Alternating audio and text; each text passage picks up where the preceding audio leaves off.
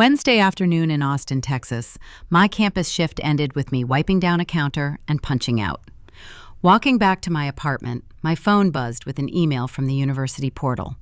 Fall payment due in 9 days. The subject line was cheerful in the way automated systems always are. Leftover pasta spun in the microwave while my laptop booted on the kitchen table. I logged into my college savings to transfer the first tuition chunk and close the tab before it could stress me out. Balance, $0. I refreshed. Again. A third time, because apparently I thought the website might fix itself out of shame. A call to the hotline dumped me into a recorded menu, so I drove to the credit union branch by campus. A teller with a name tag that said Jenna pulled up my account and frowned. "Looks like there was a large withdrawal yesterday morning," she said. "Who did it?" I asked. Jenna rotated her monitor toward me. "This account has an authorized adult listed. The withdrawal was done in person with ID." Authorized adult landed like a punch delivered with perfect manners. She printed the statement and slid it over. The merchant description included a word that didn't belong anywhere near tuition: bridal. The location line read South Congress. There was even a reference number, like my education had been converted into something you could track, return, or exchange if it didn't fit. Jenna tapped another line. Also, the mailing address was changed last week. When? 7 days ago. Same authorized name on the change form. I asked if they had footage for the transaction. Jenna shook her head. "The ATM camera in the front vestibule is under maintenance," she said, like that was just how things happened. My phone vibrated before I could argue. A text from my mom, Denise Carter. A selfie in a fitting room, hair curled, grin wide, white fabric pooled in her lap. She'd framed it like a victory. Caption: "Mom found the one." I didn't text back. I drove north to Round Rock with the statement on the passenger seat, like a citation I hadn't earned. Traffic slowed near the outlet mall, which felt personal. Her front door was unlocked. A garment bag hung from the closet handle, boutique logo facing out like it wanted credit. White dress, tags still attached. Denise appeared in the kitchen, holding a mug like it could protect her. A wedding binder sat on the counter, open to a page of deposits and dates. "Tell me you didn't," I said, and held up the paper. She didn't pretend. "Don't be dramatic, Florence. It's my third wedding. I needed something nice. That was my tuition." Denise sipped, then shrugged. "Elliot wants me to look like I mean business. You used my savings to look like business." "When you have someone to marry you," she said, "I'll pay it back." A laugh slipped out, short and wrong, like my body couldn't find a better response. My eyes went from the lace to the deadline reminder glowing on my phone. Denise waved her hand. I did it the right way. It's not like you don't always handle things." My phone lit up again. "Payment plan closes at 5 p.m. today." Keys, wallet, statement. My fingers were already dialing financial aid as I headed for the door. The screen read 4:32. The call kept ringing. Financial aid was still ringing in my ear when I jogged back onto campus, keys in one hand and the credit union statement in the other. The office line started at the door and snaked past a rack of scholarship flyers. Everyone clutched a thin folder, like paperwork could hold their place in the world. A student worker checked my name and pointed to a chair. "We're running behind." My phone ticked past 5. The portal email refreshed with a new message: "Payment plan closed." When I reached the desk, the counselor glanced at my account screen and spoke in the tone people use for weather. "We need a minimum deposit to keep your schedule. If it isn't posted, you can be dropped overnight." "The money's gone," I said, and handed her the statement. She scanned it, lips tightening at the 0. "Any family support? A parent can co-sign an emergency loan." "No." She slid a form closer. "If a parent signs, we can move faster." "My parent is the reason I'm sitting here," I said. The counselor blinked, then kept typing. "Understood." She pointed at the income line, and I nodded like I was applying for a permit to attend classes. She nodded once, like that answer fit a form. Okay, we can reopen a payment arrangement for 48 hours. You'll need proof of household income and current bank statements. Household income. Mine had turned into lace and satin. Got it, I said, because arguing wouldn't create a balance. Outside the office, a notification from my supervisor hit. Schedule update. My hours were reduced for the next 2 weeks because I'd requested too many changes. Translation? Stop bringing chaos to the student union. Before reaching my car, the family group chat lit up. Aunt Cheryl. Your mom says you're making her wedding miserable. Uncle Mark. She did her best raising you. Don't be selfish. Cousin Dana. It's a dress. She'll pay you back. Denise. Everyone is worried. Please calm down. No one asked whether I could still enroll. They asked me to stop sounding like a problem. Back at my apartment, the laptop came up and the credit union portal loaded. The spam folder held an email from 12:14 a.m. Your contact information was updated. It listed the last 4 digits of my savings account and confirmed a mailing address change. The message didn't say my mother's name. It didn't have to. The timestamp did enough talking. A screenshot, then another, then a download of the PDF statement. My phone stored them like receipts for something I never bought. Campus again, because the clock didn't care that my life was on fire. A hallway near legal studies had a table covered in clinic intake folders. A woman with a lanyard noticed the paper in my hand and stopped. That a bank printout, she asked? Yes. You look like it might bite, she said. It already did. She offered a quick handshake. Marisol Vega. I coordinate the legal clinic schedules. I'm not in law school, I said. Not relevant, Marisol replied. What happened? The shortest version was the only one I could afford. My mom drained my college savings. The merchant line says, bridal. Marisol didn't widen her eyes or offer sympathy the way people do when they're about to do nothing. Don't fight her with feelings. Wasn't planning to.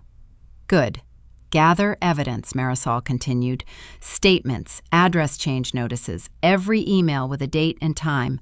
Paper beats whoever tells the prettier story. My family already picked a story, I said. Of course, she said. That's why you need documents. My phone buzzed again, like Denise had a sensor for anyone giving me backbone.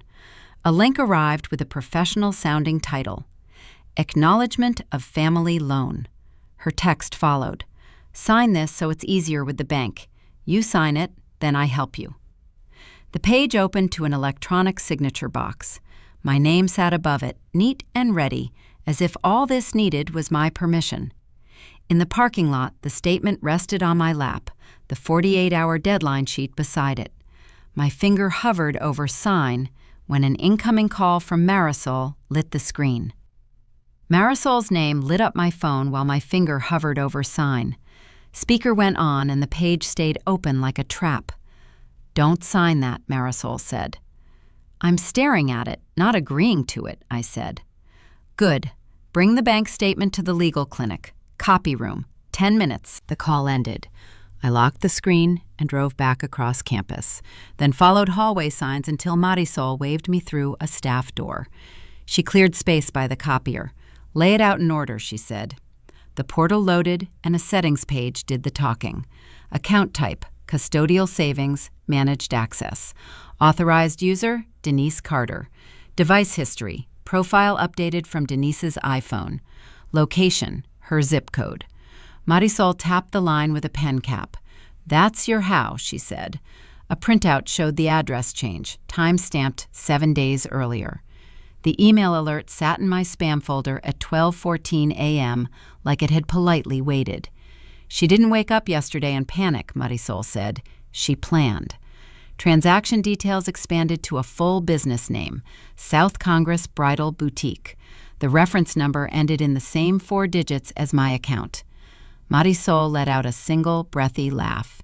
She paid for it with a breadcrumb trail, she said. People do that when they don't expect you to read. My phone buzzed with a text from Denise, right on cue.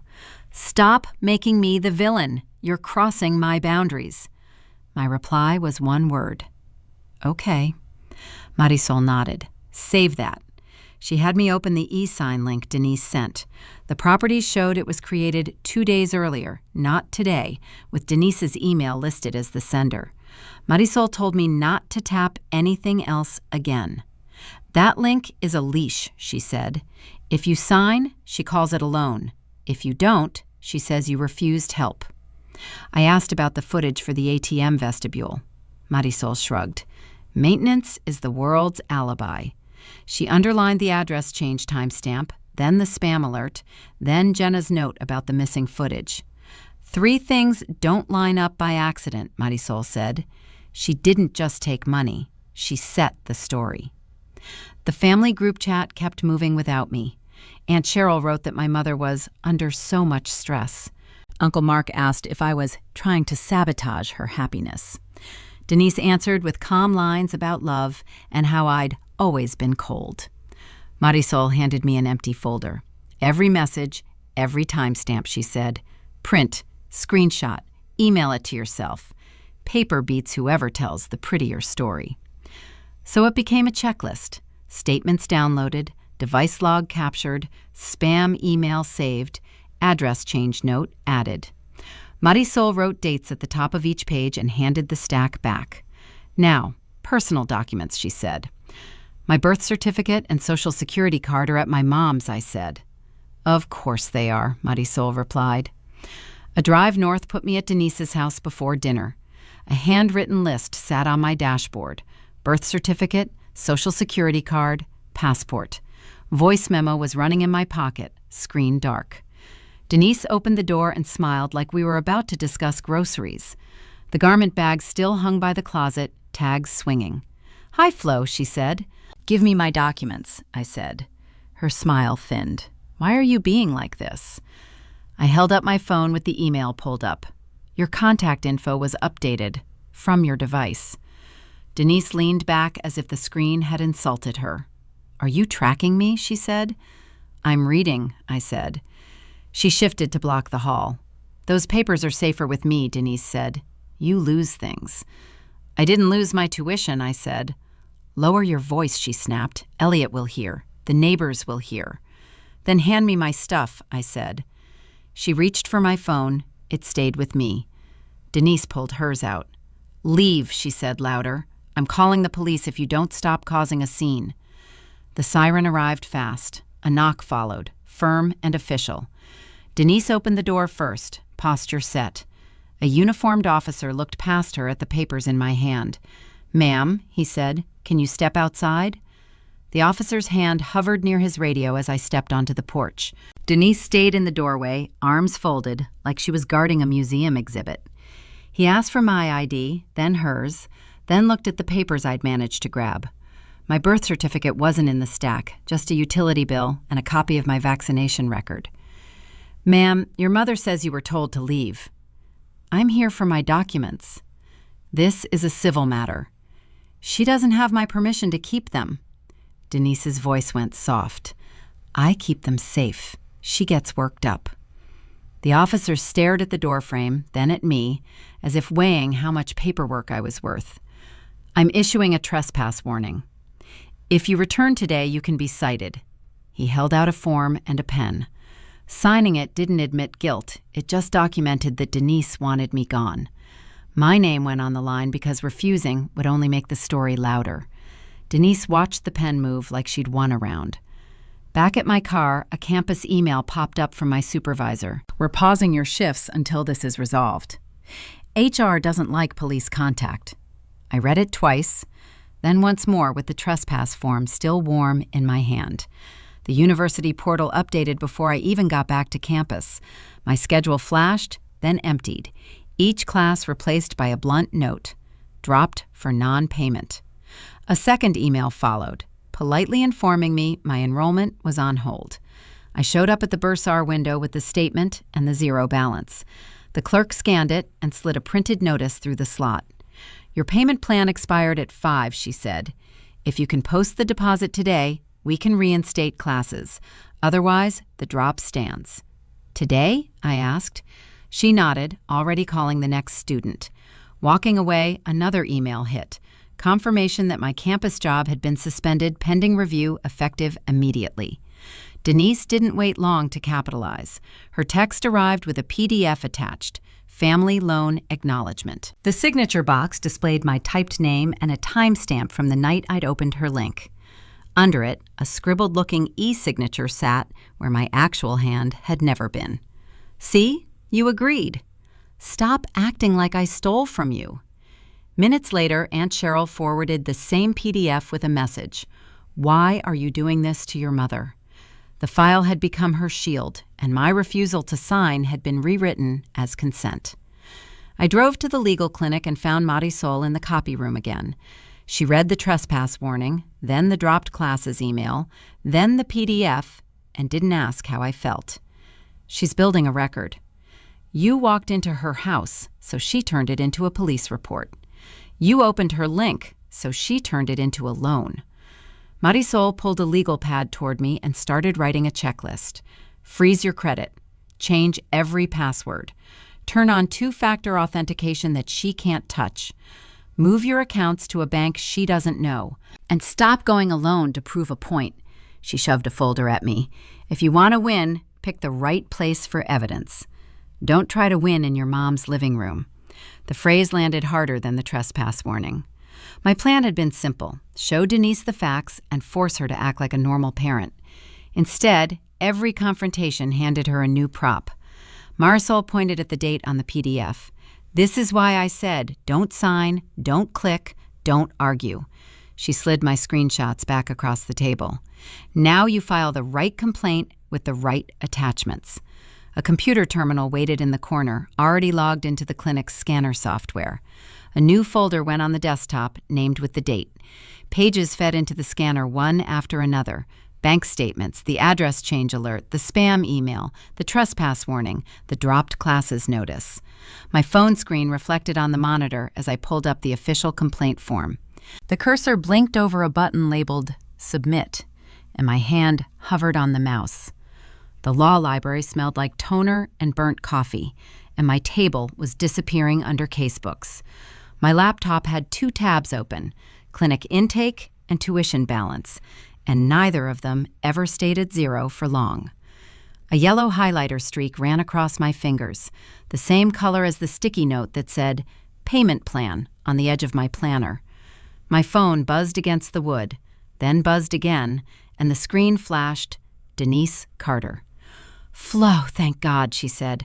I'm being sued. Elliot's coming after my assets. You're in law school. You have to help me. I didn't move anything on the table. My hand just slid my phone away from my notes so I could hear her without staring at her name. What is he suing you for? There was a pause long enough for her to pick a version of the truth that wouldn't cost her. Property, sweat equity. He's saying he paid for everything. He wants all of it, Flo. A student at the next table flipped through flashcards like nothing in the world could take their future out from under them with one withdrawal. Email me the petition and whatever you've been served, I said. So you'll represent me? My answer came out the same way I'd learned to answer her. Short, clean, and impossible to twist into a promise. Send the documents. Denise exhaled like I'd just apologized, then hung up before I could ask anything else. 10 minutes later, I was in the legal clinic office, dropping my backpack by the intake table while Marisol sorted folders with the precision of someone who'd seen every kind of mess. You look like you got called back into the family circus, Marisol said. I set my phone face down and opened the clinic intake spreadsheet. Denise called, I said. About what? Marisol didn't slow her hands, but her eyes checked mine like she was confirming I hadn't already agreed to something. A new folder slid onto the table with a name on the label, Elliot Granger. Marisol flipped it open, and the first page was a petition for divorce-related property division and reimbursement. The second page was Denise's counter-petition, written to turn Elliot into the responding party on her claims. He's suing her, and she's countersuing him, Marisol said. Clinic can help him respond to the counter-petition. That makes him the respondent on that part. The words on the page were legal, but the names were personal, and my grip on my pen tightened until it squeaked. A memory of the portal dropping my classes flashed up. not as a feeling, but as a screen I could still picture. I'd believed that staying calm meant staying safe, and that silence would keep the peace. Instead, silence had given her room.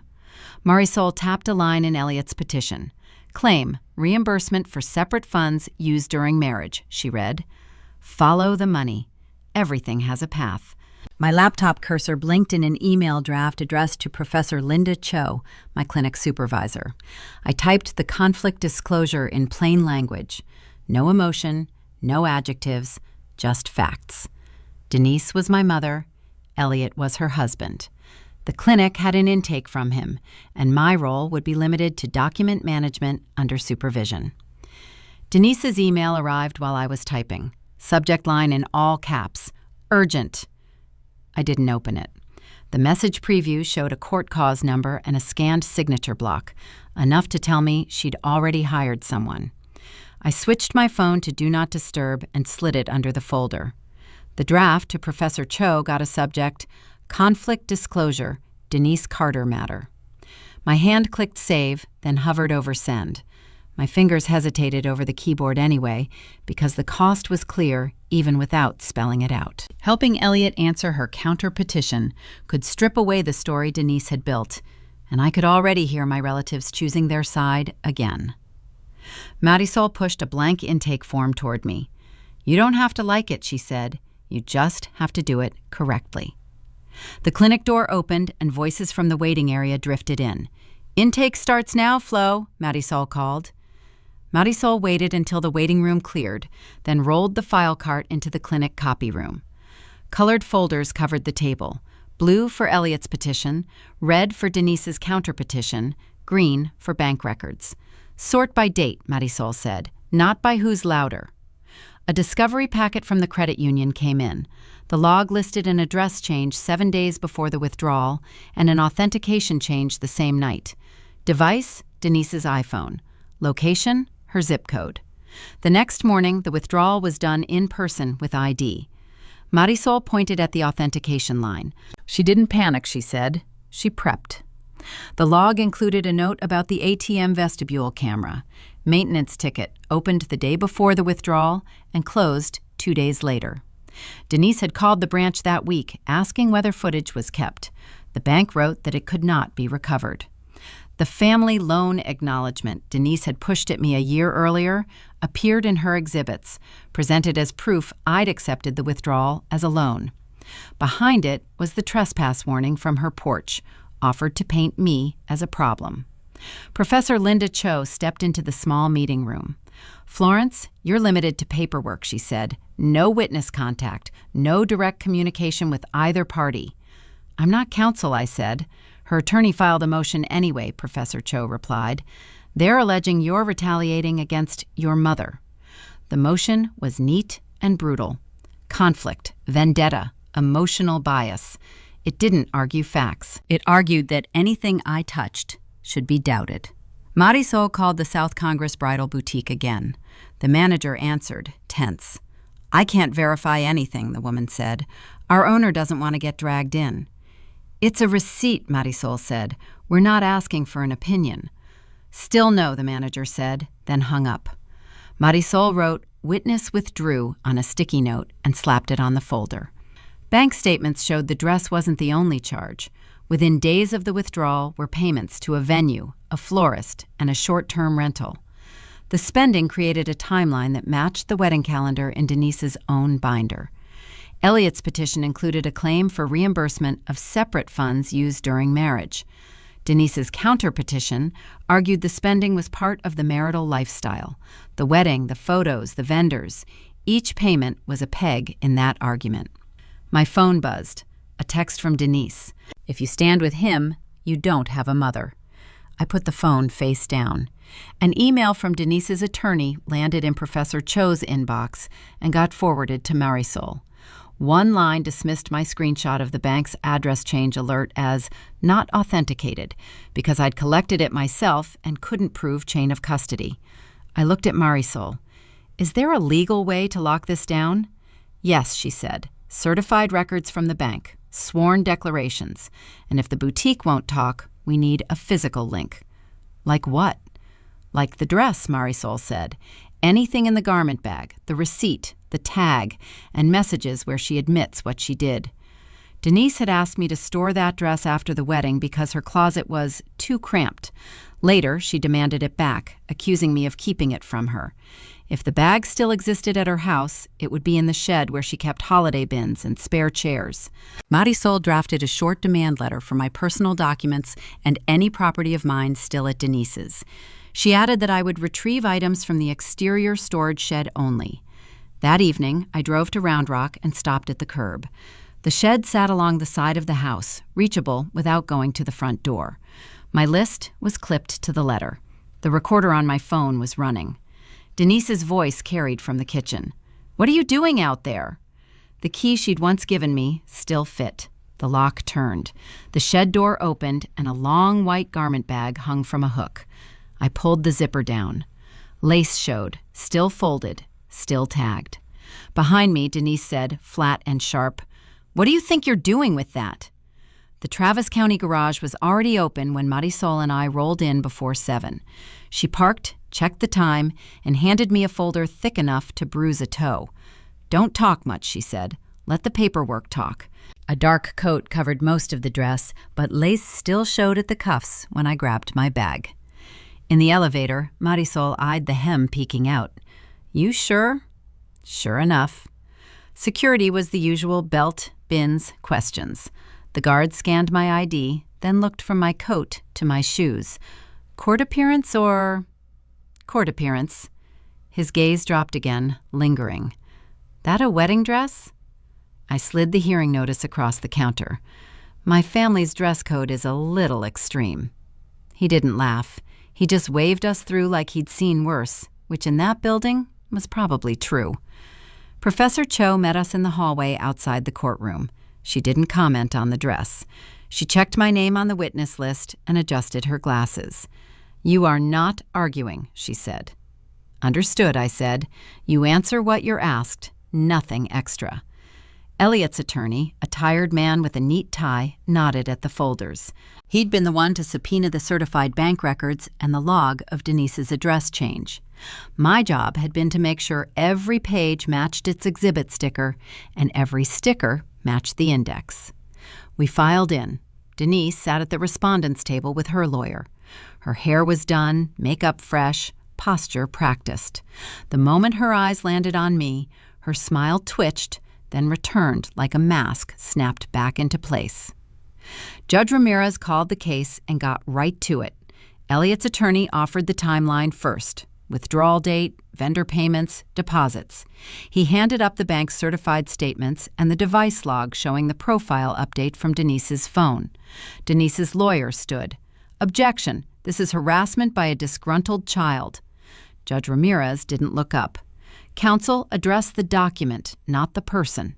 Denise's lawyer renewed the motion to bar me again today.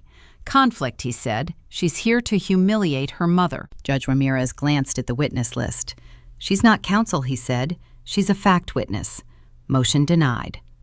The denial landed like a door shutting. Elliot's attorney didn't celebrate. He handed up the bank custodian affidavit and the log of the address change. The one showing the authentication method was switched off at 12:14 a.m. The judge asked one question. "Whose device?" "Denise Carter's iPhone," the attorney said. Denise turned toward me anyway. "She hates me," she said. "She's always been cold. She makes things up." Elliot's attorney asked for Exhibit 12, and the clerk took it. A clear sleeve held the boutique receipt I'd found in the garment bag, the reference number matching the bank statement line. Attached behind it was Denise's text with the selfie. "Mom found the one." Denise's lawyer tried to lean on the loan PDF. She agreed it was a family loan. Her signature is on the acknowledgement. Judge Ramirez lifted a hand. "Is there evidence she executed that signature?" The lawyer stuttered. "She opened the link." Elliot's attorney stood again. The bank's records show the funds were removed without her authorization and used for wedding expenditures. The acknowledgement was generated from the same email account used to alter the bank profile. We also have a recorded statement. Professor Cho's head turned toward me, the warning without words. When the attorney called my name, I walked to the stand and unbuttoned my coat as I sat. The lace and satin didn't need an introduction. Denise went still. Her lawyer touched her arm. She didn't react. "Ms. Pugh," the attorney asked, "did your mother tell you she would repay the money?" "Yes," I said. "What did she say?" "When I had someone to marry me, she'd pay it back." Denise's chair scraped as if she meant to rise. Judge Ramirez looked over the bench. "Ma'am, you will remain seated." The bailiff put a hand out between Denise and the bench, guiding her back to her chair as if she'd forgotten where furniture goes.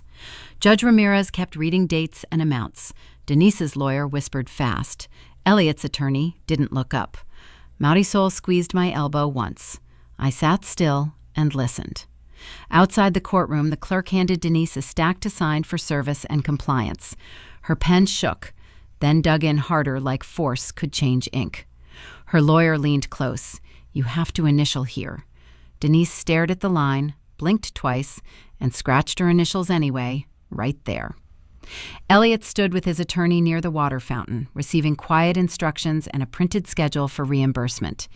He didn't celebrate, he just nodded, the way people do when they finally get told they weren't crazy. When our eyes met, he gave a small, tired thanks and walked off first. My phone started buzzing before I reached the stairs. Aunt Cheryl texted a single period, like punctuation could stand in for an apology. Uncle Mark wrote, "Let's not talk about this." Denise's friends went silent. For the first time, her version didn't have an audience willing to clap on cue. On the courthouse steps, wind slapped the skirt around my calves. A woman in a blazer glanced down and smiled. "Congratulations," she said. "Big day?" "Not a wedding," I said, holding up my folder. "Just paperwork." She nodded like that explained everything and kept walking, watched her disappear into traffic. Denise caught up near the railing, heels clicking like a timer. "Flo, I'm your mother," she said. "You're not touching my money, my documents, or my life again," I said. Her face tightened. "So you're really doing this?" I walked down the steps without looking back, phone in my hand. Marisol walked me to the garage, carrying the exhibits like they were groceries. "Get a certified copy of the order," she said. At the clerk's window, a stamped packet slid across, warm from the printer. The header listed compliance dates. My name wasn't on it, which felt like relief today. Denise's lawyer caught her near the elevator and spoke through clenched teeth. "You owe fees and you have deadlines," he said. Denise nodded too fast, then signed another receipt sheet when the process server offered it. The pen shook again. Nobody tried to comfort her. She'd spent that option already. On the drive back toward campus, Marisol kept her eyes on the road. "She'll tell people you attacked her," she said. "She can tell them whatever," I said. Marisol nodded once. "Just make sure your passwords don't have feelings," she replied. We pulled into the lot and started checking boxes. Denise called twice while we walked up the clinic steps. The ringtone sounded the same as always, which was almost funny. Marisol didn't look over. "Don't pick up," she said. The calls went to voicemail. A minute later, a text arrived from Aunt Cheryl. "Please be kind." I saved it. Back at the clinic office, Marisol slid a checklist across the table and let me check boxes in silence. New bank account, new email, two-factor on everything, credit freeze, address update with the registrar, social security card request. Each click felt boring, which was the point. Denise couldn't weaponize boring. The bursar's office got an updated payment plan confirmation, funded by aid, and a small loan with my name on it only. My schedule repopulated on the portal, and my campus job returned after a meeting that lasted 8 minutes. No hugs, no speeches, just signatures that matched my hand. That night, the dress rode back to my apartment in its garment bag, like evidence that refused to stay buried. It hung over a chair in the kitchen while I peeled off the dark coat. The lace looked expensive, and it was. A receipt you could wear, apparently, for once. The folder papers went into a drawer, and the scissors came out for the tags. Fabric folded under my palms in squares, not tender, just methodical. The dress slid back into the bag, zipper pulled up to the top. I reached for the light switch and stepped toward the door.